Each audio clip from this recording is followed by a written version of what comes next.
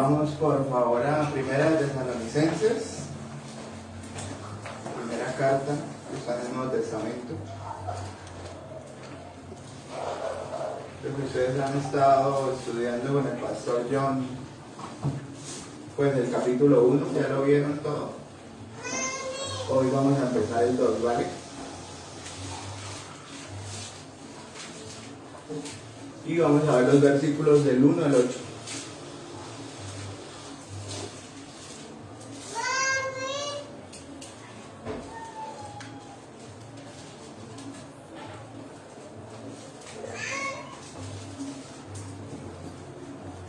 Vamos a leer. Dice la Biblia: porque vosotros mismos sabéis, hermanos, que nuestra visita a vosotros nos resultó vana, pues habiendo antes padecido y sido ultrajados en Filipos, como sabéis, tuvimos de nuevo en nuestro Dios para anunciaros el Evangelio de Dios en medio de gran oposición, porque nuestra exhortación no procedió de error ni de impureza, ni fue por engaño, sino que según fuimos aprobados por Dios para que se nos confiase el Evangelio. Así hablamos, no como para agradar a los hombres, sino a Dios que prueba nuestros corazones. Porque nunca usamos de palabras lisonjeras, como sabéis, ni encubrimos avaricia, Dios es testigo, ni buscamos gloria de los hombres, ni de vosotros, ni de otros, aunque podríamos seros carga como apóstoles de Cristo. Antes fuimos tiernos entre vosotros, como la nodriza que cuida con ternura sus propios hijos. Tan grande es nuestro afecto por vosotros, que hubiéramos querido entregaros no solo el Evangelio de Dios, sino también nuestras propias vidas, porque habéis llegado a sernos muy queridos. Hasta ahí. Vamos a orar. Señor, en esta tarde te damos gracias, Padre Celestial, porque sabemos que tú eres bueno, Señor, y como leíamos al principio, tu misericordia con nosotros es para siempre, Señor. Gracias te damos, Padre Celestial, porque nos da la oportunidad como creyentes de congregarnos, Señor, en el día que tú has separado para que te adoremos, Señor, y que invoquemos tu nombre. Así que en esta tarde, Señor, yo te ruego que nos hables, que a través de este pasaje, Señor, tú trates con nuestra vida, Señor, en las cosas que nosotros luchamos, con las cosas que nosotros vivimos diariamente, Señor, que tú nos hables y que nos guíes y que nos ayudes, Padre Celestial. Te doy gracias en Cristo Jesús. Amén. Bueno, ustedes han estado tratando con el pastor John el tema de la carta a los tesalonicenses. Hoy vamos a ver el capítulo 2 y pues el sermón de hoy trata acerca del servicio de Pablo a la iglesia de los tesalonicenses.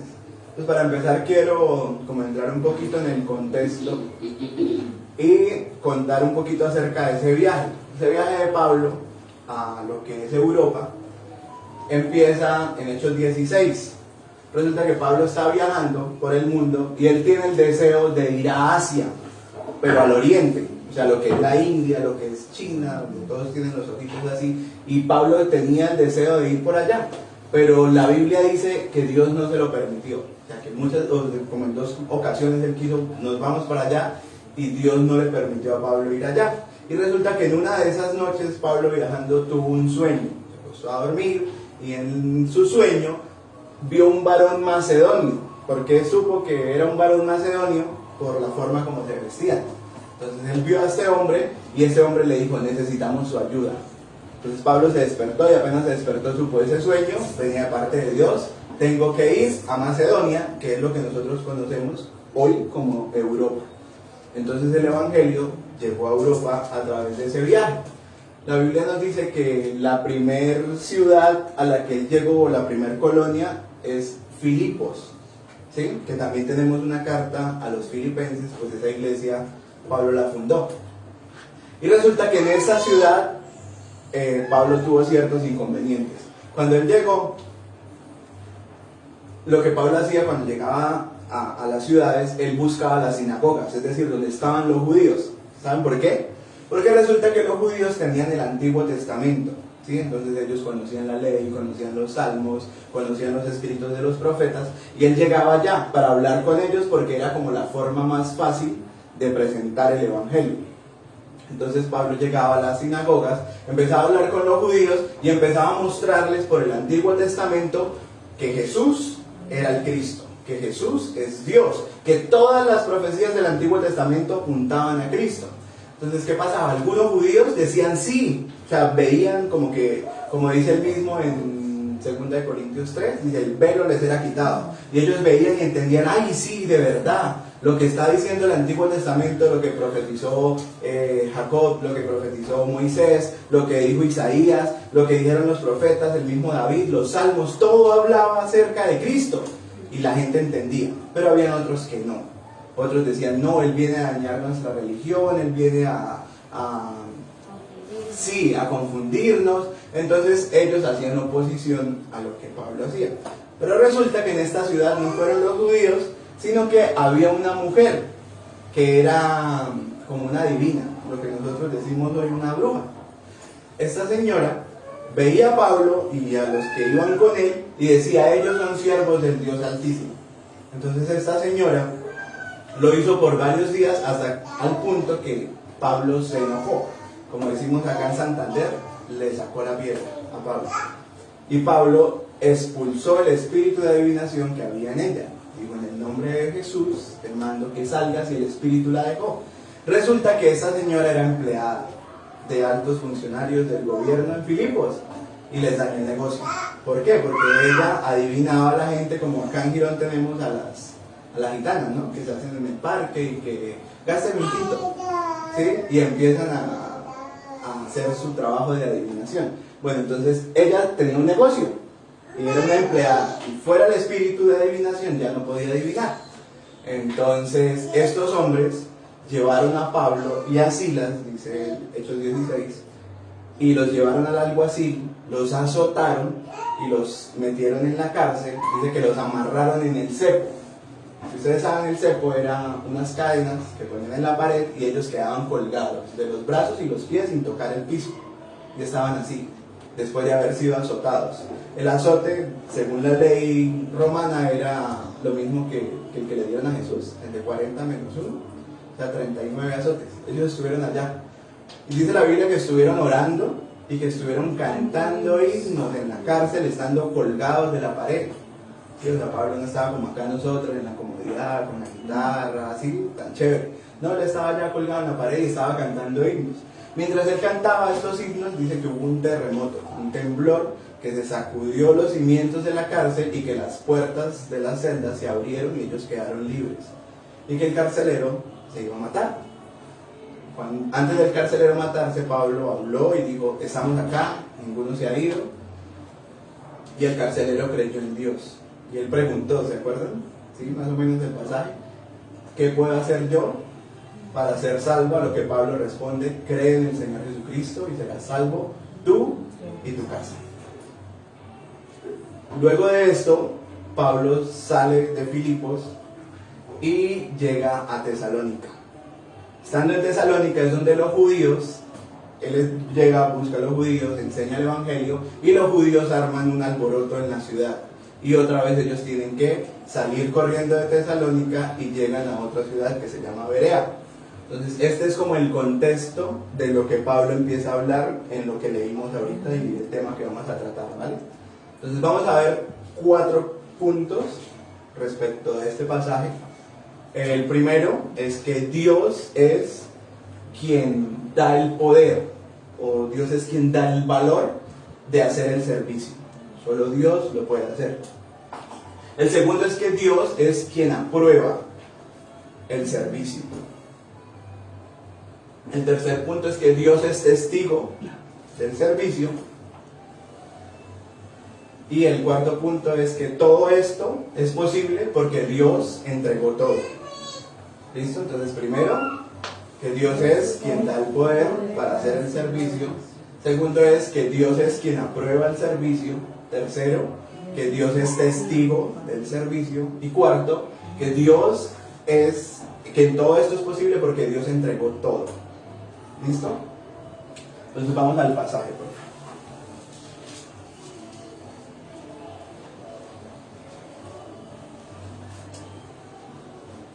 Versículos 1 y 2 para tratar el primer punto.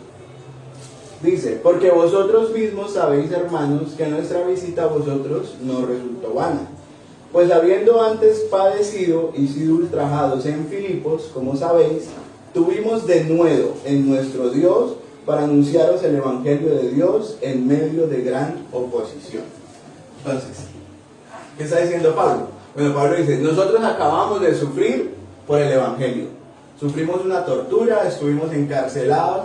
Era el momento preciso en el que Pablo podía decir, no voy más. O sea, esto a lo que Dios me llamó realmente es difícil. Y yo ya no quiero más.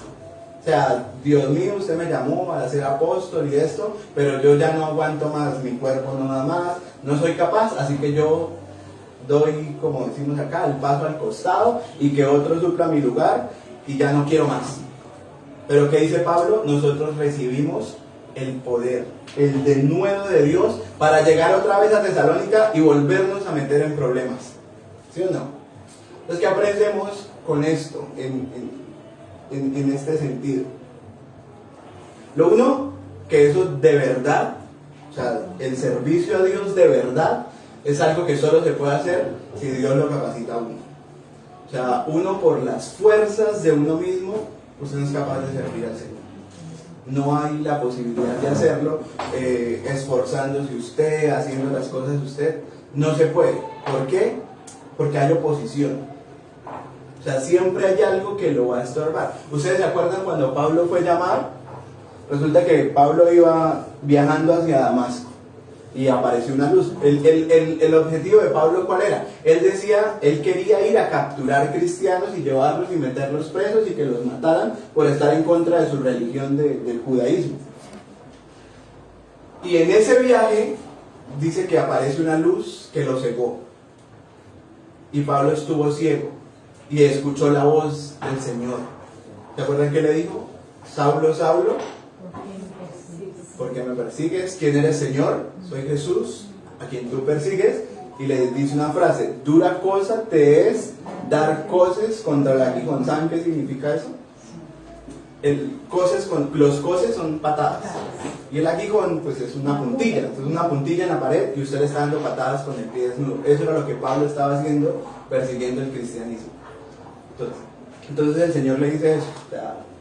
Pero resulta que llega a la ciudad y en la ciudad hay un cristiano que se llamaba Ananías. Y ese cristiano, Dios le dice, usted tiene que ir a la calle que se llama derecha, y hay un hombre, se llama Saulo, él está orando, y usted tiene que ir, predicarle, tiene que ir, sanarlo porque estaba ciego, pero también tiene que decirle cuánto le es necesario padecer o sufrir por mi causa. O sea que Pablo la tenía clara, ¿cierto? O sea, el Señor no le entró con mentiras, el Señor le dijo, Pablo, usted va a servirme, usted me va a hacer, pero usted le va a tocar duro. O sea, usted va a sufrir por esto. Entonces, el Señor no va con medias tintas, ¿cierto? El Señor es sincero. O sea, usted sabe que si usted entra acá conmigo, le toca duro. O sea, esto no va a ser fácil, esto no va a ser un camino de rosas, esto no es pare de sufrir. Usted ya ha visto que muchas religiones hoy presentan esa forma de pare de sufrir y engañan a la gente diciéndole usted viene a Cristo y se le acaban los problemas, usted no vuelve a tener ninguna dificultad, todo le va a salir perfecto, su vida va a marchar como nunca, usted va a prosperar, su marido que la dejó va a volver, sus hijos se van a juiciar y todo va a estar perfecto. Pero eso no fue lo que pasó con Pablo, ¿cierto? Ni es lo que pasa con nosotros. A veces nosotros llegamos al Evangelio y con toda la motivación del mundo y todo alegre, pero empezamos a tener problemas. ¿Por qué? Porque nos pasa lo que le pasó a esa señora que les conté, la bruja. Tenía un trabajo y fue libre del demonio, pero quedó sin trabajo, ¿cierto? Tenía algo que le generaba dinero, pero fue libre y ya no tenía la entrada y ahora ¿qué iba a hacer? Y a veces nos pasa a nosotros, porque la vida cristiana nos demanda muchas cosas. Nosotros somos representantes de Dios acá en la tierra. Entonces esa demanda nos lleva a que nosotros, por la obra del Espíritu Santo en nosotros, no podemos mentir. Y el jefe le dice a usted, dígale al cliente que esto y que lo otro, y usted, jefe, no puedo. No me da, ¿por qué? No, porque es que yo tengo un jefe por arriba de usted, mi jefe es Dios, y Dios me dice, no levantarás contra tu prójimo falso testimonio. Yo no puedo mentir. Sus amigos le dicen, haga esto, y lo incitan, le estimulan su pecado, y usted dice, no puedo. Aparece el multinivel, este sí funciona, llegó su amigo, le dice, usted hace una inversión de 200,000 y se vuelve millonario y usted se mete en esto y a usted le estimulan que la codicia y usted dice, uy sí, voy a hacer plata, fácil, que yo no sé qué, pero usted luego ve la Biblia y la Biblia me dice, no, yo tengo que trabajar, ganarme el pan con el sudor, eso de los multiniveles normalmente es una estafa, no. Y su amigo que lo invitó se pone bravo con usted y no le vuelve a hablar y todo porque usted no quiso acceder al negocio. Y si algo en multinivel no es malo, solo pues que hay que revisarlo bien. Entonces, tenemos problemas, ¿cierto? El Evangelio nos trae situaciones difíciles y cuando empezamos a pasarlas, pues a veces uno dice, mejor no me hubiera metido en esto, mejor, ¿cierto? Pero Pablo no.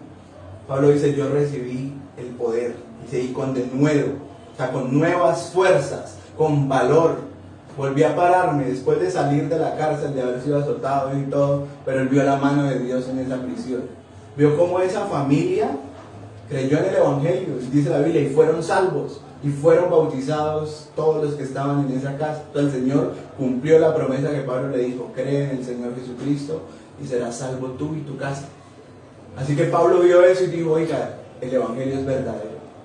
O sea, el Dios que me llamó es el mismo Dios que me da el poder de hablar el Evangelio y que la gente lo crea, que la gente asimile, verdaderamente Cristo es el Señor. Verdaderamente el que hablaban los profetas, lo que dijeron los profetas del Antiguo Testamento se cumplió en Cristo. El que murió en la cruz, Él también resucitó. Y ese mismo es el que me capacita de poder para poder servir, para poder ejercer mi ministerio, que el ministerio es eso, un servicio. Así que no sé usted cuál sea su ministerio o su servicio a Dios. ¿Cómo servimos nosotros al Señor? Pues en lo que Él nos llama a hacer. Si Él la llama a ser mamá, pues usted sirve a Dios siendo mamá. Si Él la llamó a ser esposa, usted sirve a Dios siendo esposa. Si Él la llamó a ser, no sé, profesor, trabajador, empleado, en lo que Dios lo llamó a hacer, usted debe servir al Señor. Y Él es el que da el poder para hacerlo. Él es el que nos capacita para poderlo servir en lo que Él nos llamó a hacer. ¿Listo? Versículos 3 y 4, veremos el segundo punto. Dice, porque nuestra exhortación no procedió de error, ni de impureza, ni fue por engaño, sino que según fuimos aprobados por Dios para que se nos confiase el Evangelio. Así hablamos, no como para agradar a los hombres, sino a Dios que prueba nuestros corazones. Esa palabra exhortación quiere decir ánimo, ¿cierto? Entonces, ¿qué hace el Evangelio? Anima. ¿Y cómo anima? Pues sabemos que nuestro paso por esta tierra es temporal. Sabemos que las cosas que nosotros vivimos acá y las situaciones difíciles y todo eso es temporal. Nosotros aprendemos que somos peregrinos, es la palabra, en la tierra, o sea, estamos de paso, estamos de viaje. Porque nosotros tenemos una esperanza más grande que es eterna y es el reino de los cielos. Pablo mismo dice que nuestra ciudadanía está en el reino de los cielos, ¿cierto? Entonces él dice, el ánimo, la exhortación o el evangelio que nosotros les predicamos a ustedes no procedió de error. Es decir, lo que nosotros enseñamos es eficaz, o sea, es lo correcto, no es un error. Esto es verdad, esto no es mentira, esto yo no me lo inventé, esto es algo que lleva siglos y milenios, porque habían pasado por lo menos 4.000 años desde Adán hasta Pablo. Entonces, el evangelio es ese que se predicó en Edén. ¿Se acuerdan en Edén? Cuando está la promesa, y pondré enemistad entre tu simiente y la simiente de la mujer. ¿Sí? Esa profecía de Dios en el Edén en el que la simiente de la mujer iba a pisotear por la cabeza la simiente de la serpiente, esa profecía se cumple en Cristo. Entonces Pablo dice, esto no es un error. O sea, lo que yo les vine a enseñar a ustedes no procedía de ningún error, sino que está avalado y confirmado por todo lo que dice el Antiguo Testamento. Dice, ni de impureza, ni fue por engaño. O sea, yo no vine aquí a traerles mentiras, yo no vine con malas intenciones, yo vine a traer el Evangelio. Y el versículo 4 dice, sino que según fuimos aprobados por Dios para que se nos confiase el Evangelio. Entonces, aquí, ¿qué está diciendo Pablo? Está diciendo, Dios mismo fue el que me comisionó. Dios mismo fue el que me llamó a este ministerio. ¿Y cuál es la evidencia de que Dios hizo eso? Ustedes se acuerdan que en el libro de los Hechos narra que Pablo empezó a predicar, ¿cierto?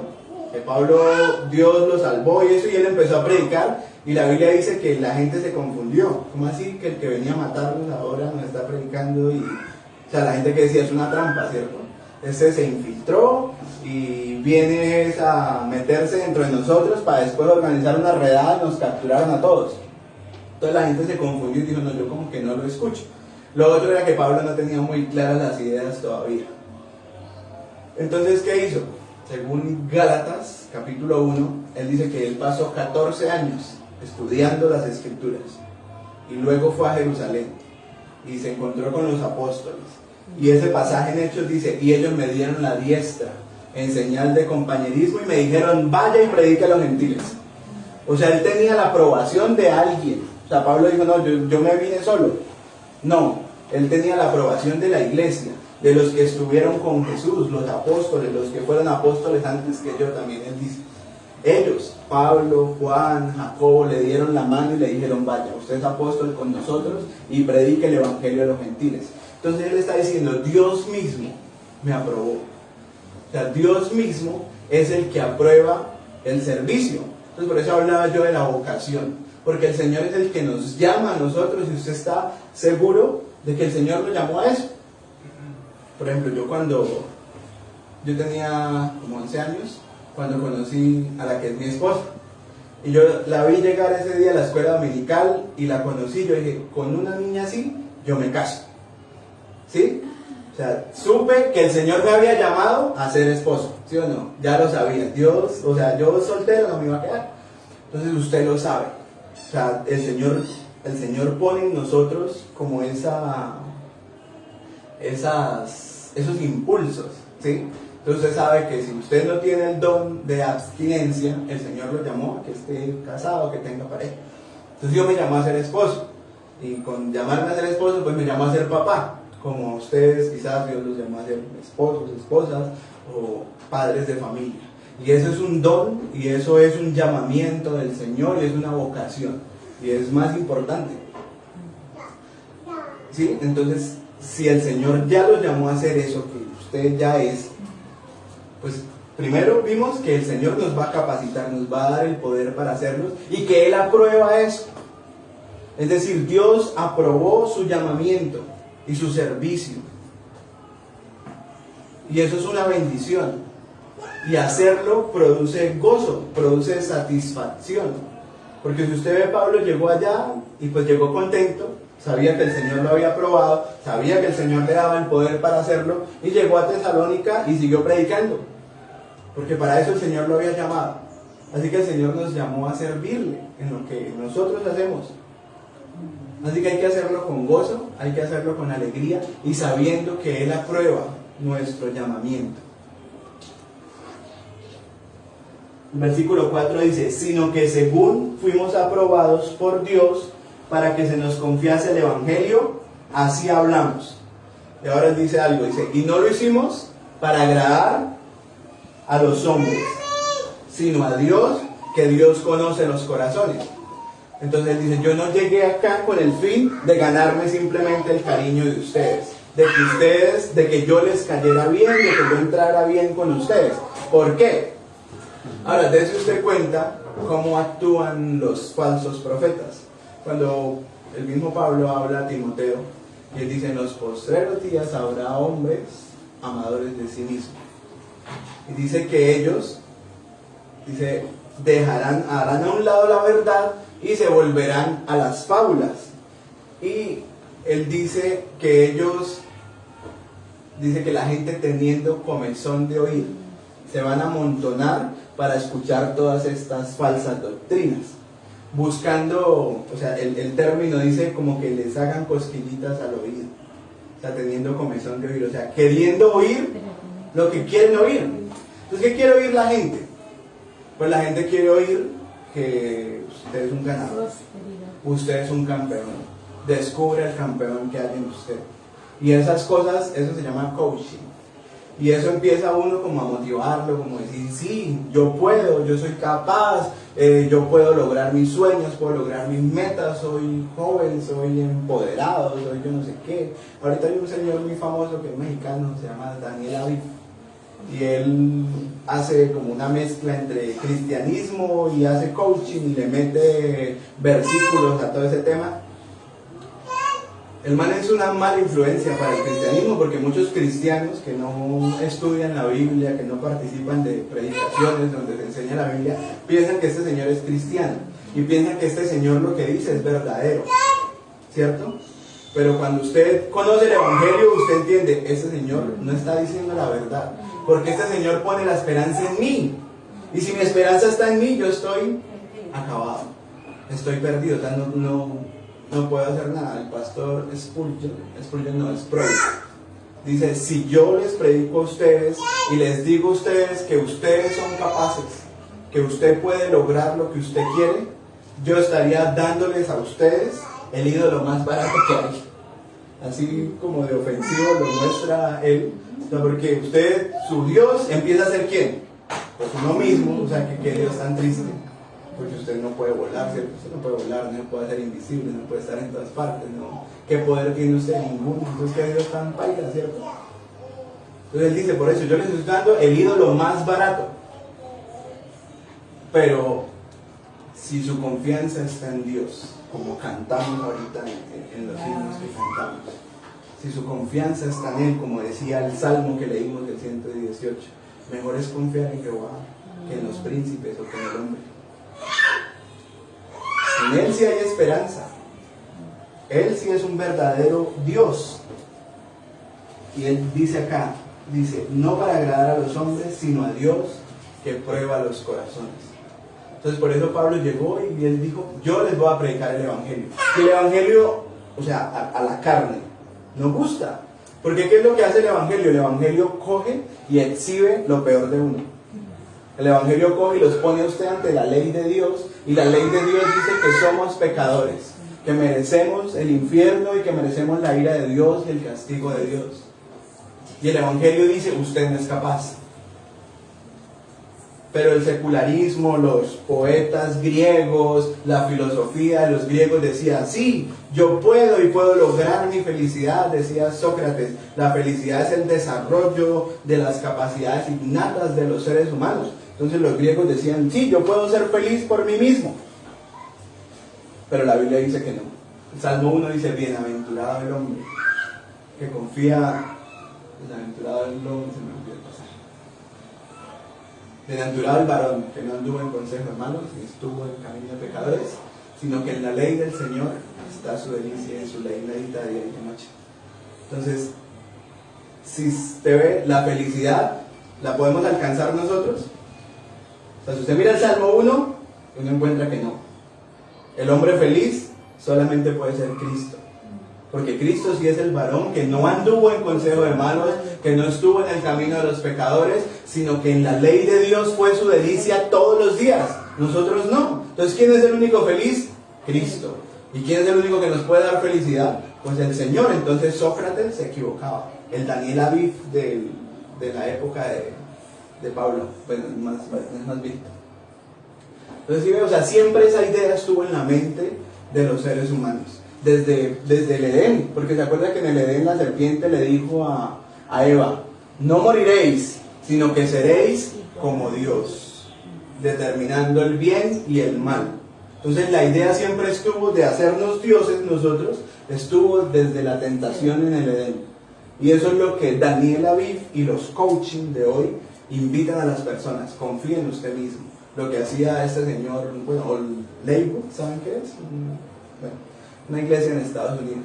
Y eso es lo que ellos hacen, motivar a la gente a que piensen que ustedes mismos se pueden salvar. El Evangelio Pablo llega diciendo, no, ustedes no se pueden salvar. ¿Se acuerdan del mismo Pablo en Atenas?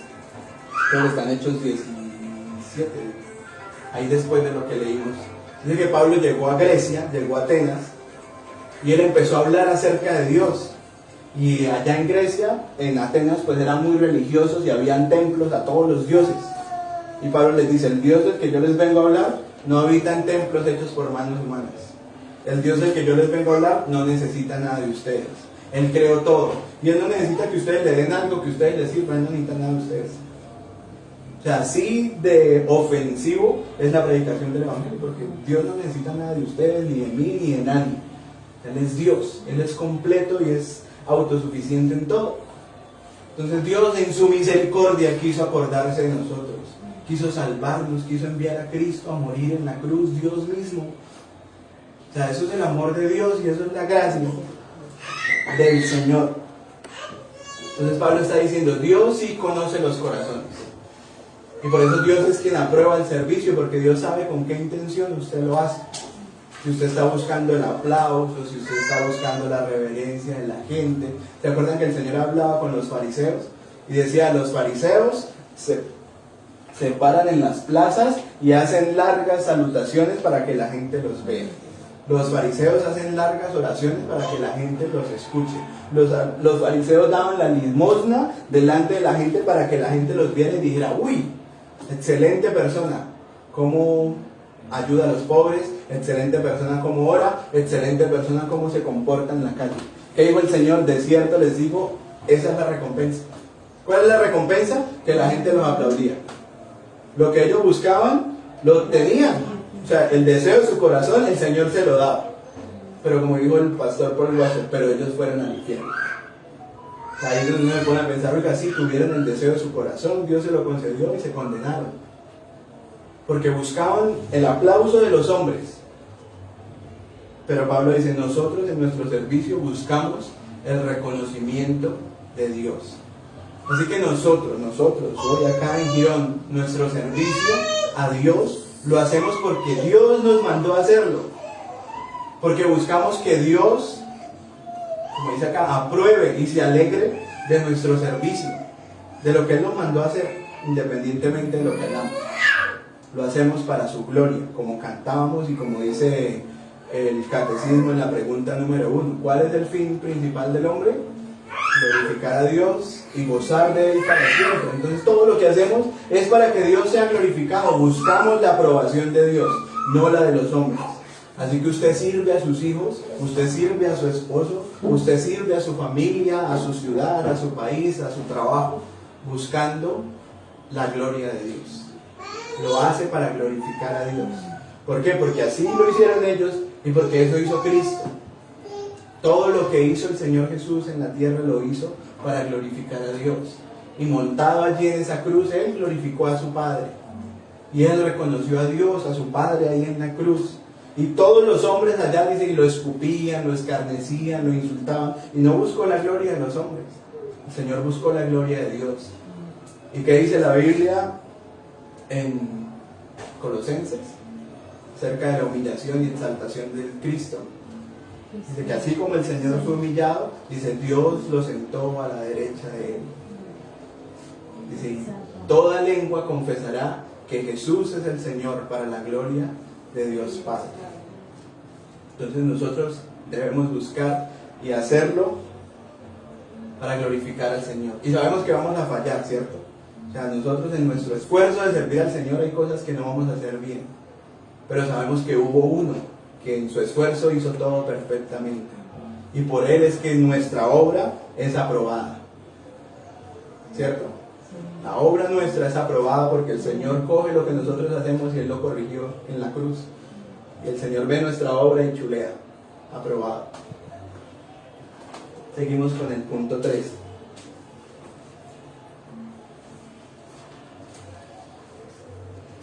versículo 5. Dice, porque nunca usamos las palabras lisonjeras. Nunca usamos de palabras lisonjeras, como sabéis, ni encubrimos avaricia. Dios es testigo. Ni buscamos otra vez gloria de los hombres, ni de vosotros, ni de otros, aunque podíamos seros carga como apóstoles de Cristo. Entonces, ¿qué está diciendo Pablo acá? Pablo está diciendo, yo no busqué, esa palabra lisonjeras quiere decir adularlos, o exagerar sus talentos, sus bondades, ¿o sí? O sea, exagerar como las cosas buenas de ustedes, buscando la aprobación de ustedes y buscando que ustedes estuvieran alegres conmigo. Él dice, no, o sea, yo no llegué a ustedes con palabras lisonjeras, como sabéis, ni encubrimos avaricia. O sea, yo no llegué a Tesalónica buscando plata, buscando tener de ustedes algún beneficio económico o hacer dinero a costillas del Evangelio. Eso es común hoy, ¿cierto? Conocemos muchas personas que han abusado de las ovejas del Señor y han hecho dinero, se han enriquecido por el Evangelio. ¿Eso es nuevo? No. Nosotros leemos la Biblia y en la Biblia encontramos que la avaricia pues es un pecado que está en todos los seres humanos, incluso uno de los mandamientos, ¿cuál es? No codiciarás, el 10º. Entonces la avaricia es un pecado que está en los seres humanos, la codicia, y vemos que a lo largo de la historia de la Biblia encontramos personas que fueron codiciosos. ¿Ustedes se acuerdan del siervo del profeta Eliseo? Un muchacho se llamaba Giesi. Y resulta que cuando Naamán, el sirio, que tenía lepra y fue sanado de la lepra, él se acercó a Eliseo y dijo, gracias, ¿cómo le pago? Eliseo, ¿qué dijo? A mí no me dé nada. Pero Giesi vio la oferta de Naamán y como a los matachitos se le hizo el signo pesos en los ojos. Cuando llegó allá donde Giesi dijo, no, mi amo dice que le mande esta ropa, que yo no sé qué, qué tal, y le sacó plata. Cuando Eliseo se entera, ¿usted qué fue lo que hizo? Dijo, la lepra de Naamán se le pase a usted y a sus hijos. Tremendo, ¿no? Castigo de la avaricia en el Antiguo Testamento. En el Nuevo Testamento encontramos a Ananías y Zafira en Hechos 5. Dijeron, vamos a vender esta propiedad, les vamos a dar esto para bendecir a la iglesia, a los hermanos de la fe y tal. Y vendieron la propiedad en un valor y fueron y entregaron otro a la iglesia. Y el Señor mismo los mató. O sea, uno queda como que, está impresionante. Y esto es en el Nuevo Testamento. El Señor mismo juzgó ese acto de avaricia y de codicia de ellos. O sea, los apóstoles le dijeron, tienes que dar eso. ¿Cierto que no? Ellos voluntariamente dijeron, lo vamos a dar, pero no lo hicieron. ¿Y qué hizo Dios? O sea, Dios está mostrando, yo sigo siendo el Dios de la iglesia. Yo sigo gobernando la iglesia sigue siendo mía. Así como yo juzgué a la nación de Israel en el Antiguo Testamento, la iglesia sigue siendo mía, yo la sigo guardando y la sigo protegiendo y voy a guardarla de eso. Pero ahora nosotros recibimos muchas advertencias. El Señor Jesús lo dijo, que muchos iban a hacer dinero o iban a hacer la obra del Señor por dinero. Los apóstoles lo advirtieron también. Pedro, Judas no era apóstol pero lo dijo, Juan y Pablo. Ellos hablaron y dijeron, muchos van a venir y van a hablar en el nombre del Señor y lo van a hacer por la avaricia, por el dinero. Se van a hacer buscando sacar de ustedes provecho. Y Pablo dice, nosotros no llegamos a ustedes con avaricia. O sea, no llegamos buscando de ustedes algún beneficio. Y él dice, y tenemos ese derecho. O sea, nosotros como apóstoles, pues tenemos el derecho de que la iglesia nos sostenga. Estoy hablando de Pablo, ¿no? Yo no soy apóstol. O sea, los apóstoles tenían ese derecho de que las iglesias económicamente los sostuvieran. Pero Pablo dice, nosotros no usamos ese derecho. Si ustedes leen 2 de Tesalonicenses, creo que es el capítulo 4 o el 3, él habla acerca, y está el título ahí en Reina Valera, dice, el deber de trabajar. Resulta que en la siguiente carta a los tesalonicenses hay un problema en la iglesia. Y es que había unos hermanos que no querían trabajar. ¿Por qué? Porque resulta que ellos estaban esperando el fin del mundo. ¿Sí? O sea, ellos como estaban teniendo tanta persecución y estaban matando a los hermanos en Tesalónica, ellos decían, no, el mundo se va a acabar, o sea, el Señor va a volver y el Apocalipsis, bueno, no estaba escrito, pero, o sea, las cosas del fin ya van a pasar. Y ellos estaban esperando que el Señor volviera. Entonces, en esa espera de que el Señor volviera, muchos hermanos dejaron de trabajar y se quedaron a esperar que el Señor volviera sentaditos en la casa. Pues como no tenían oficio, empezaron a meterse en la vida de los demás hermanos. ¿Sí? Entonces dice Pablo ahí en la carta, dice, el que no trabaje, que tampoco coma. Dice, porque los que no trabajan, como tienen tanto tiempo, se la pasan metiéndose en lo que no les importa, entremetiéndose en la gente. Dice, pero ustedes se dieron cuenta que cuando nosotros estuvimos con ustedes, trabajamos con nuestras manos y no ganamos el pan o no comimos el pan de balde. Así que nos esforzamos trabajando. Entonces, ¿el que está diciendo acá? O sea, le está diciendo, yo trabajé los días que estuve allá con ustedes, los meses, no sé cuánto tiempo estuvo ahí, pero Pablo trabajó para que ellos lo vieran. ¿Ustedes se acuerdan en Juan capítulo 2, cuando aparecen los primeros apóstoles? Que eran discípulos de Juan el Bautista y van y buscan al Señor y ellos le dicen, Señor, queremos saber dónde moras. Y uno como que, ¿eso qué? O sea, ¿dónde moras? Resulta que los seguidores de los maestros lo que hacían era que se iban con el maestro a mirar al maestro, cómo comía, cómo dormía, cómo trataba a los niños, cómo trataba a las mujeres, cómo trataba a los ancianos, cómo trataba a los inexpertos, a los esclavos, a los libres, a los enfermos. Ese era el discipulado. Entonces los discípulos, ¿qué hicieron? Los discípulos del Señor, los 12 apóstoles, duraron 3 años con el Señor día y noche, lo veían, él cómo dormía, él cómo comía, cómo oraba, cómo era su devocional. Yo creo que era una experiencia, o sea, sorprendente, ¿no?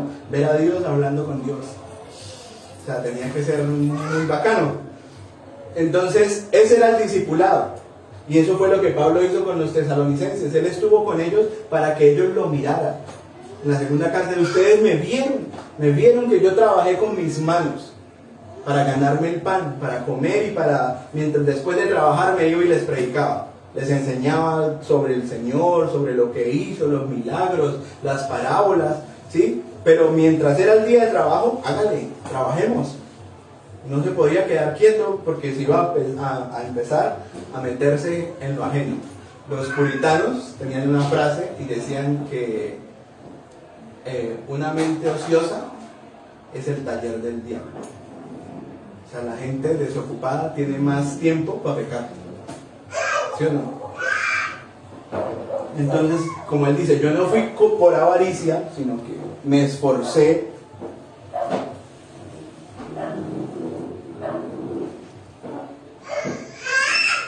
Entonces dice, Dios es testigo, que es el tercer punto.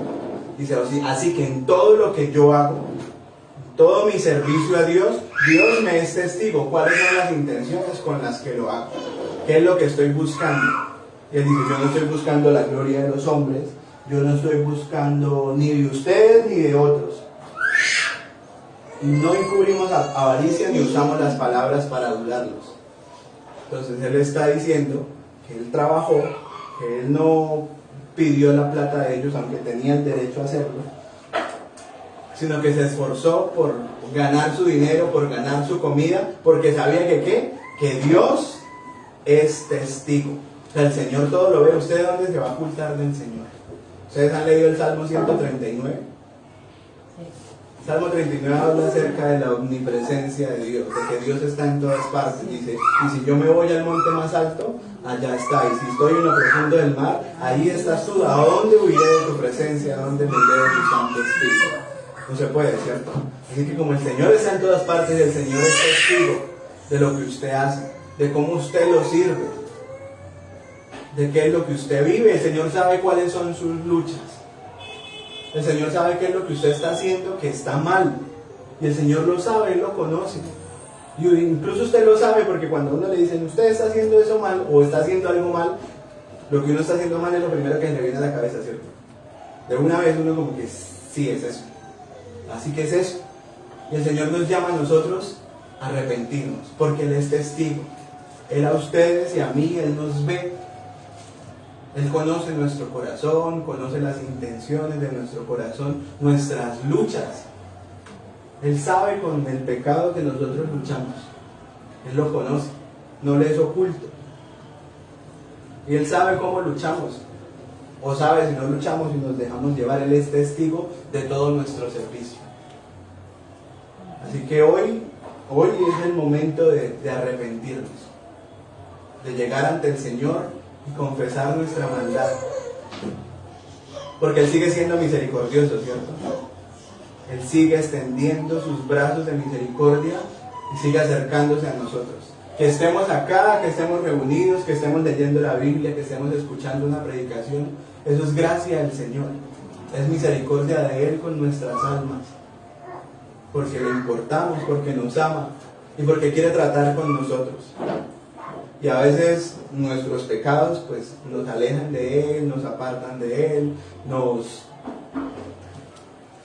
llevan a situaciones en las que no queremos orar, no queremos leer la Biblia, en las que cuesta mucho, ¿cierto? Y a medida que uno se va alejando, uno piensa que volver es difícil. Usted piensa, no, es que ya me he alejado mucho, ya no puedo volver. Pero la palabra arrepentimiento implica es un giro. Entonces usted no tiene que volver a caminar todo el camino. Arrepentirse en el idioma original implica dar media vuelta. O sea, usted está caminando hacia allá y da giro hacia el otro lado totalmente. Sí, o sea, caminar en la siguiente, en la otra, en la dirección opuesta. Eso es arrepentirse en el idioma original y es una orden militar. Cuando el Señor llegaba, arrepentidos y creed en el Evangelio. O sea, media vuelta, como dicen los soldados, arrepentirse es tan solo girar, dar la media vuelta. Pero la Biblia también nos enseña que el arrepentimiento es un don de Dios, es un regalo del Señor. Así que usted ruéguele al Señor que le conceda el arrepentimiento. Al ser que usted ama y que le predica el Evangelio, ruéguele al Señor que le conceda el arrepentimiento, porque Él es quien lo da. Pero no es tan difícil como nosotros pensamos, que no me alejé mucho y para volver es un proceso. Es tan solo arrepentirse. La confesión habla del arrepentimiento acerca de que es empezar a odiar el pecado que usted ama y empezar a amar el Dios que usted antes aborrecía. La Biblia dice que los seres humanos por naturaleza somos aborrecedores de Dios. Así que el arrepentimiento es empezar usted a amar a ese Dios que usted antes aborrecía, porque usted amaba más su pecado que a Dios. Porque Dios es testigo, ¿cierto? Él nos ve, no hay nada oculto para Él. Y ahora vamos al cuarto y último punto, versículos 7 y 8. Dice: antes fuimos tiernos entre vosotros, como la nodriza que cuida con ternura a sus propios hijos. Tan grande es nuestro afecto por vosotros, que hubiéramos querido entregaros no solo el Evangelio de Dios, sino también nuestras propias vidas, porque habéis llegado a sernos muy queridos.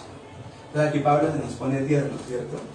Ese Pablo que nosotros quizás nos imaginamos que es duro, que es estricto, que dice no le permito a la mujer enseñar, el mismo que cogió a Pedro y le dijo usted es un hipócrita. Aquí se pone sentimental, ¿cierto? Pero ¿qué hace esto? O sea, ¿por qué pasa esto en Pablo, que empieza a escribir y como que sus emociones lo embargan? Eso es, o sea, la obra del Espíritu Santo en el cristiano. Se llenó de amor, se llenó de ternura, se llenó de compasión, de añorar a los hermanos, esos que conoció, con los que trató, a los que le habló el Evangelio, quizás algunos los bautizó, les dio la cena.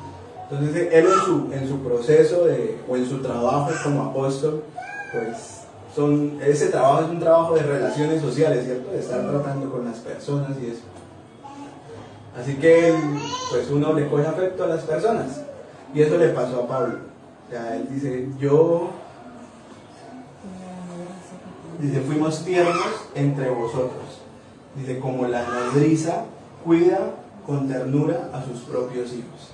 Entonces aquí Pablo está haciendo como una comparación y él habla acerca de la madre que cuida a sus hijos, de cómo cuida al bebé recién nacido, que lo trata con ese cariño, como con ese cuidado tan especial, que los niños recién nacidos son como tan frágiles, ¿cierto? Que usted los ve y como que si lo toca ¿cierto? Entonces él habla de esa ternura, de sentir al hijo, de sentir al bebé. Y en esto Pablo está como asimilando el cuidado que tiene Dios con sus hijos. Entonces apunta como a eso, a que Dios nos trata a nosotros de esa forma. Dios nos trata porque somos sus hijos. El Señor nos trata con ternura. El Señor nos trata con amor. Y aquí Pablo dice, y yo quería a ustedes no solamente entregarles el Evangelio, sino darles mi vida. Es decir, Pablo quería quedarse ahí en Tesalónica con los hermanos y quedarse ahí como pastor, como, sí, o sea, me radico acá en esta ciudad porque les cogí mucho cariño. Dice, yo quise entregarles una versión de ese mismo pasaje, dice, quise entregarles mi alma. Ahora nosotros leemos acerca del Señor Jesús y la Biblia dice que Él derramó su alma hasta la muerte en la cruz. Así que Pablo, lo que él no pudo hacer, pues Dios sí lo hizo con nosotros. Y el cuarto punto es que todo esto del servicio es posible porque Dios entregó todo. ¿Y dónde entregó todo Dios? Dios entregó a su Hijo. Dios entregó lo más preciado, que fue su Hijo. Y el Señor vino y nació en un pesebre. Vino y se humilló, o sea, Dios se hizo hombre, habitó entre nosotros. Dice, y vimos su rostro, dijo Juan, rostro como el unigénito Hijo del Padre, lleno de gracia y de verdad. Y el Señor estuvo en la tierra, y el Señor estuvo con los apóstoles, los trató a ellos. Y ustedes han leído Juan 17. Usted lee Juan 17, es la oración del Señor por los apóstoles. Y si usted es un cristiano verdadero, usted coge y lee Juan 17, usted se tiene que conmover al ver el Señor, el cariño que le tenía a los apóstoles. Señor, Dios, Padre, los que me diste, yo los guardé. Ellos están en el mundo y van a seguir en el mundo mientras, ¿sí? Pues yo los guardé. Y yo no te pido que los quites del mundo, sino que los guardes del mal. Señor, yo ya no voy a estar con ellos, pero yo te pido a ti que tú los guardes. Y dice, no solo a ellos, sino a los que van a creer por la palabra de ellos. Entonces usted lee ese pasaje y usted dice, ay, el Señor oró por mí. De verdad, sí, uno me pone la piel. O sea, el Señor oró por mí, Él trató, intercedió ahí en esa oración por mí, porque sabía que algún día yo iba a creer en Él, por la palabra, por la Biblia que ellos, los apóstoles, nos dejaron escrito. O sea que el Señor sí es tierno, ¿cierto? Sí nos trata así, como con ese amor. Y Él sí hizo lo que Pablo no hizo. Porque el Señor, después de esa oración en Juan 17, salió y fue preso, como Pablo fue preso. Fue capturado. Y así como a Pablo lo azotaron allá en Filipos, al Señor lo azotaron. Lo castigaron. Los mismos que Él creó, o sea, póngase usted a pensar eso. O sea, yo lo creé a ese soldado romano que estrechó el látigo, el que tiró el látigo hacia el Señor. El Señor lo creó. El Señor Jesús sabía todo sobre esa persona. Sabía todo sobre el centurión que clavó la lanza en su costado. Sobre los soldados que lo clavaron a la cruz. Él los había creado. Él era el creador de ellos. Y ellos estaban ultrajando, como dice el pasaje, a su Dios, al Dios verdadero, porque el Señor es el Dios de ellos. Así ellos no lo aceptaran y quién sabe si sí lo hicieron o no, pero era el Dios de ellos. Ahora, cuando usted se pone a pensar, todo eso el Señor lo sufrió por mí. O sea, lo que Pablo no pudo hacer por ellos, de dar su alma, de dar su vida por ellos, el Señor sí lo hizo.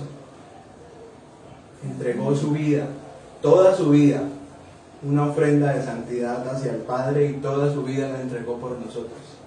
Y murió en la cruz, soportando allí en la cruz la ira de Dios, porque más que el castigo de los clavos y los azotes, fue la ira de Dios que cayó sobre el Padre. Fue esa desesperación del Señor de cargar el pecado. Por eso el Señor hace su exclamación en la cruz: Dios mío, ¿por qué me has abandonado?